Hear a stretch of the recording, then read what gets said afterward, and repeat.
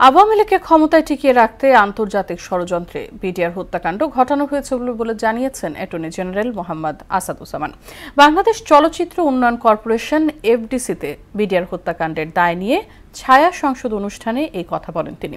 প্রতিবেশী রাষ্ট্রের বিরুদ্ধে বাংলাদেশ বিরোধী চক্রান্তের অভিযোগ করে খুনি শেখ হাসিনাকে আশ্রয় প্রশ্রয় দেওয়ার সমালোচনা করেন অ্যাটর্নি জেনারেল। কাজী পাপ্পুর প্রতিবেদন। 2009 সালের 25 ফেব্রুয়ারি সকাল 9টায় পিলখানায় বিডিআরের দরবার হলে মহাপরিচালকের বক্তব্য চলাকালীন কিছু সদস্য অতর্কিত হামলা চালায়। এতে 57 জন সেনা কর্মকর্তা সহ প্রাণ হারান 74 জন।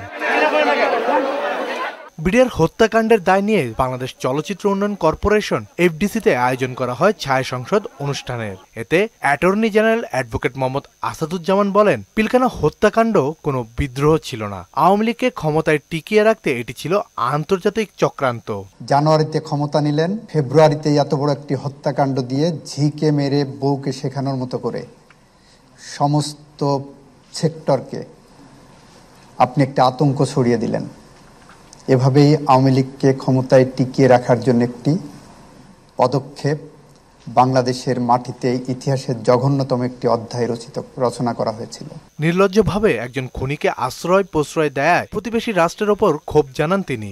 খুনির পক্ষে অবস্থান নিতে পারে, আন্তর্জাতিক আইনের লঙ্ঘন করে, এক্সট্রাডিশন চুক্তি লঙ্ঘন করে একজন খুনিকে আশ্রয় দিয়ে একটি রাষ্ট্র বাংলাদেশের মানুষের মুখোমুখি দাঁড়িয়েছে। পিলখানা হত্যাকাণ্ডের মাস্টারমাইন্ড এবং জড়িতদের বিচারের আওতায় আনার উপর জোর দেন অ্যাটর্নি জেনারেল। বিডিআর হত্যাকাণ্ড কোনো অর্ডিনারি ক্রিমিনাল ক্রাইম ছিল না। এদেশে নৈরাজ্যবাদী শক্তিকে দীর্ঘস্থায়ী ক্ষমতায় রেখে বাংলাদেশের মানুষকে জিম্মি করার জন্য, বাংলাদেশের মানুষের ভোটাধিকার হরণ করার জন্য আমার 57 জন চৌকস সেনা কর্মকর্তাকে হত্যা করা হয়েছিল। কাজী পাপ্পু, মোহনা সংবাদ, ঢাকা।